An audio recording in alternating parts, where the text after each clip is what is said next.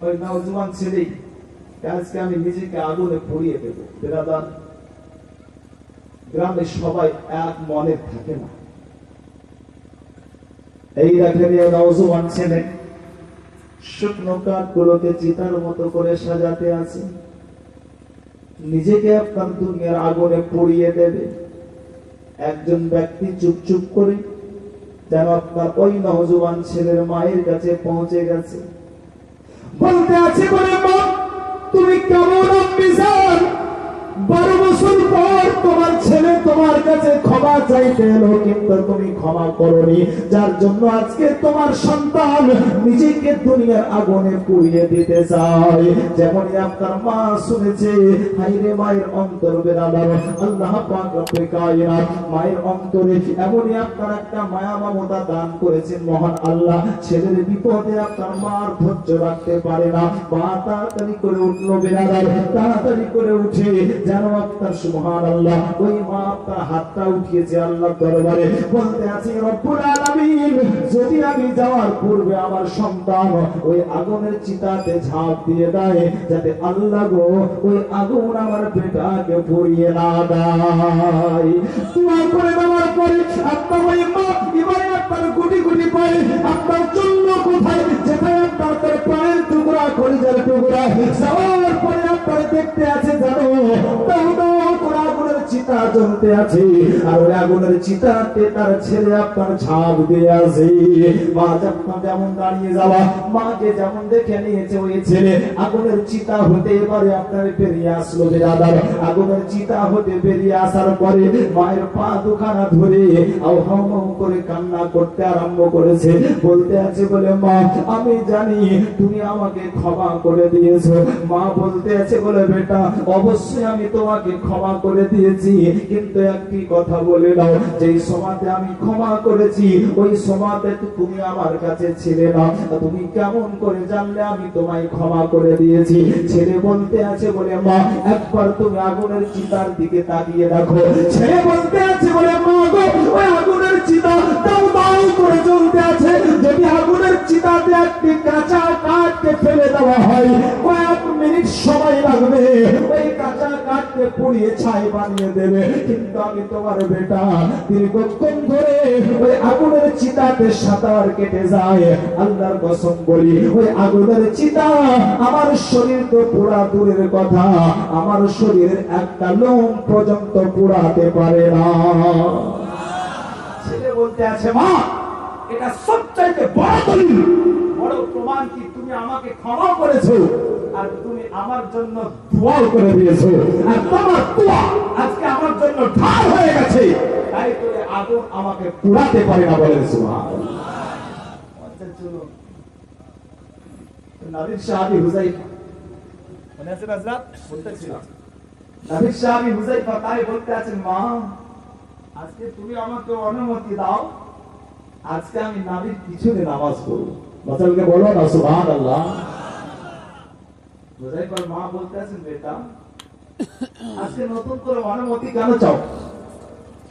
তো সাহাবী হযরত আবু হুযায়ফা রাদিয়াল্লাহু তাআলা আনহু বলতে আছেন, মা আজকে আসল উদ্দেশ্য হলো এটাই, নবীর পিছনে নামাজ পড়ব, আর নামাজ পড়ার পরে নবীর দামান ধরে তোমার আর আমার জন্য জান্নাতের ছাড়পত্র করিয়ে দেব। সুবহানাল্লাহ বলো, আরে मोहब्बत बोलो ना सुबहानअल्लाह। ये सहाबी कोई वहाबी नहीं था, क्या उनको ये मालूम नहीं था कि जन्नत बनाया अल्लाह ने? लेकिन सोचो मुसलमानों, सहाबी है, जन्नत किससे मांग रहे हैं? अल्लाह के पास नहीं, अल्लाह के महबूब के पास जन्नत मांगने जा रहे हैं। क्या उसको ये मालूम नहीं था कि गैरुल्लाह के पास मांगना हराम है, गैरुल्लाह के पास मांगना शिर्क है? क्या इसको मालूम नहीं था? क्या समझते हैं ये लोग जो कहते हैं कि गैरुल्लाह से मांगना हराम है? क्या समझते हैं सहाबी से बढ़कर इनका इल्म है? सोलह मुसलमान सहाबी से बढ़कर इल्म हो ही नहीं सकता, हो ही नहीं सकता। आगे बढ़िए। सहाबी अकीदा इकाई তো আজকে নামাজ পড়বো, নবীর দামান ধরে মায়ের জন্য আমার জন্য জান্নাতের ছাড়পত্র করিয়ে নেব। তো সাহাবীর মা হযরতে আবু হুযায়ফার মা বলতে আছেন, বেটা যাও, এ তো ভালো খবর, এ তো ভালো, ঠিক না বাবা? সরব জোরে বলো না সুবহানাল্লাহ।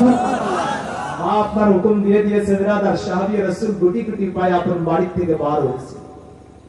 সময় ছিল আপনার মাগরিবের, আসর পার হয়ে গেছে মাগরিবের সময়।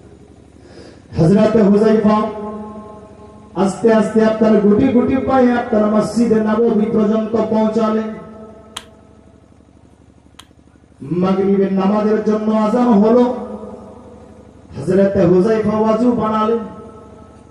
ওযু বানিয়ে নেওয়ার পরে হযরত হুযায়ফা রাদিয়াল্লাহু তাআলা আনহু এবারে আপনার আকা মুস্তাফার পিছনে মাগরিবের ফরজ 3 রাকাত নামাজ আদা করলেন। হুযায়ফা চিন্তা করতে আছেন, ইয়া আল্লাহ গো, ফরজ নামাজটা পড়া হলো, এবারে আমি সুন্নাত নফলটা পড়ে দিই, এরপরে আমি আমার মনের কথাটা আমার নবী পাক আকা মুস্তাফাকে জানিয়ে দেব।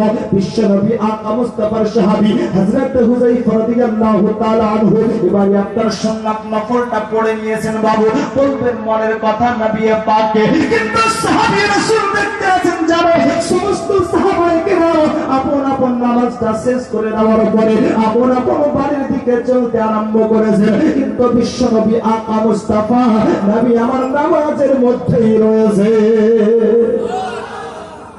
নবী আমার নামাজ পড়তে আছেন, সাহাবী চিন্তা করছেন কি আল্লাহ কখন নবীর নামাজটা শেষ হবে তো মনের কথা বলবো মুস্তাফাকে। হুজুর তো নামাজই পড়ছেন, নামাজ অবস্থায় বলবো কেমন করে?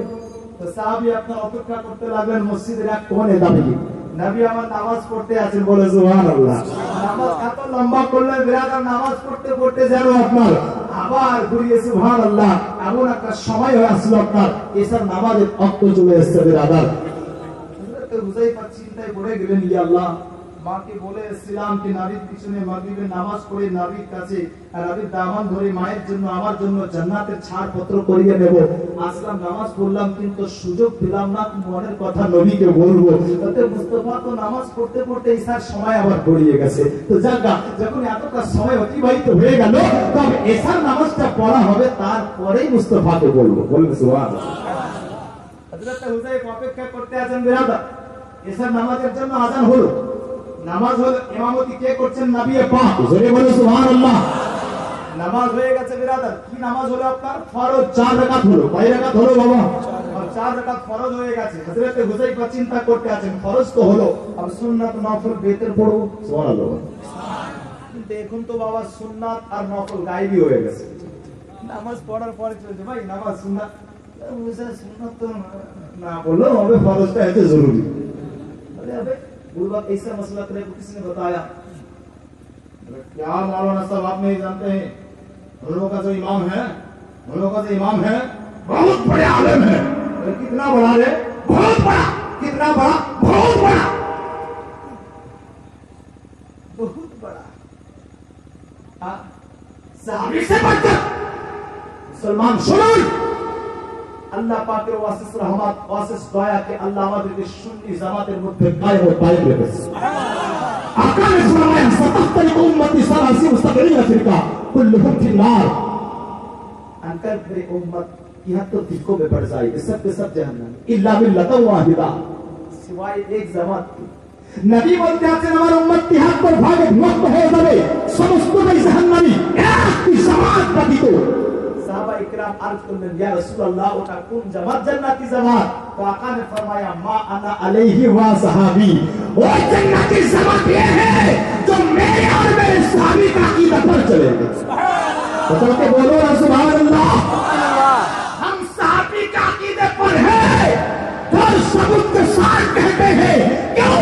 कि सहाबी जो है ना सुन्नत छोड़ते थे, ना वाजिब को तर्क करते थे, ना वाजिब को छोड़ते थे, ना मुस्तहब को छोड़ते थे। क्यों? क्योंकि उनको पता था कभी कभी कभी कभी वाजिब से बढ़कर सुन्नत में नेकी ज्यादा है। আমরা সাহাবীক রাতিরাই রাত আমি বাংলা করে দিয়েছি, চিন্তা করবেন না। আমেরিকানি জবান বাবু বলা অভ্যাস আছে আপনার, বেরিয়ে যাচ্ছে আমি বাংলা করে। সাহাবী সুন্নাতও ছাড়তেন না, নফলও ছাড়তেন না। যা সুন্নাত তো ছাড়তেন না, নফলও ছাড়তেন না, তার কারণ ওনারা জানতেন কি কখনো কখনো কখনো কখনো ওয়াজিবের চাইতে সুন্নাতে নেকি বেশি। এটা বলে সুবহানাল্লাহ। আচ্ছা বাবু, ওয়াজিবের চাইতে সুন্নাতে নেকি বেশি হতে পারে? বলুন না, হতে পারে? আচ্ছা কেমন করে একজন বলবেন? हाँ, दलील लेके जाओ यारो। सुन्ना वाजिब চাইতে সুন্নাতের নেকি বেশি কেমন করে শিখিয়ে দিন।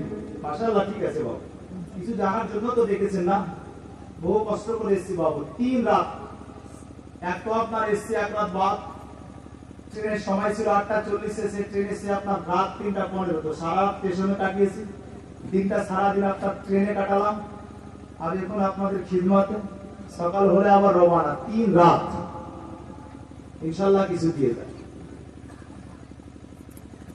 ওয়াজিবের চাইতে সুন্নাতের নেকি বেশি কেমন করে? আচ্ছা বলো, সালাম দেওয়া সুন্নাত না ফরজ না ওয়াজিব? বলো না यार, সুন্নাত। সালাম দেওয়া সুন্নাত। আচ্ছা সালাম যে জবাব দিবে, জবাব দেওয়া সুন্নাত না মুস্তাহাব না ওয়াজিব? ওয়াজিব। সালামের সুন্নাত দাও, সালামের জবাব দেওয়া ওয়াজিব। সেটা বলো ওয়াজিব।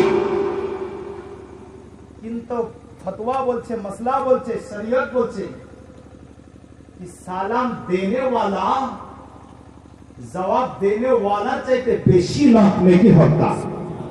जरा बोलो सुभान अल्लाह।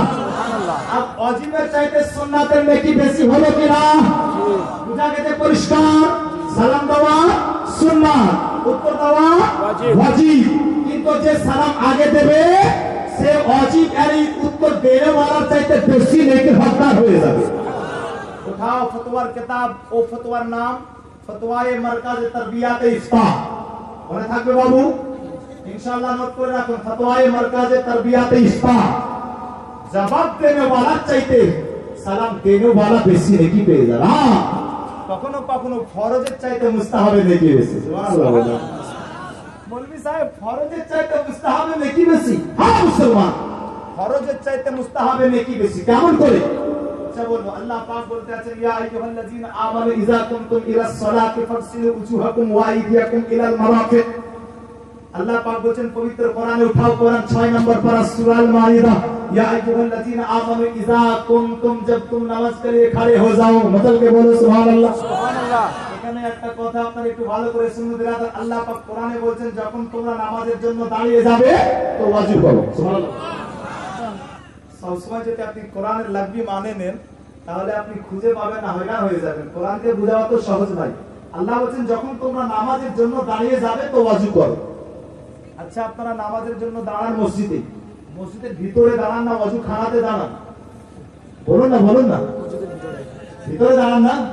আচ্ছা এখন নাম আল্লাহ বলছেন কি নামাজের জন্য যখন দাঁড়াবে তখন ওযু করো। তাহলে যে আপনি মসজিদের ভিতরে দাঁড়িয়েছেন নামাজের জন্য, তাহলে ওযু কোথায় করবেন? মসজিদের ভিতরে। আরে বলো না ভাই, মসজিদের ভিতরে। মসজিদের ভিতরে তো ওযু করা নিষেধ আছে, নাজায়েজ আছে। ওযু তো করা দূরের কথা, ওযু করে আপনার হাতের পানি মসজিদের ভিতরে ছাড়া নাজায়েজ আছে। তো মানা আসলে কি है? শোনাও, সব সময়তে লাগবি মানে নিলে ভুল হয়ে যাবে। কোরআন তুমি বুঝবে না, কোরআন পড়বে কিন্তু কোরআন তুমি বুঝতে পারবে না। অতএব এখানে মানে হচ্ছে দূরবর্তী মানে।